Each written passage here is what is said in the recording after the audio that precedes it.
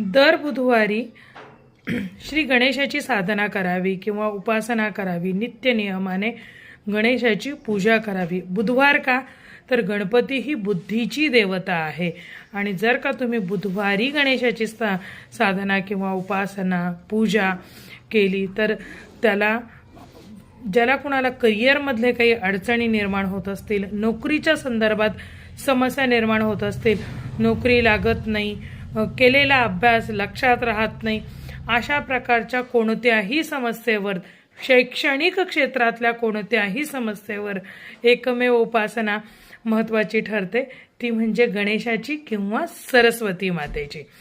तर ह्या दोन्ही उपासना तुम्ही करू शकता।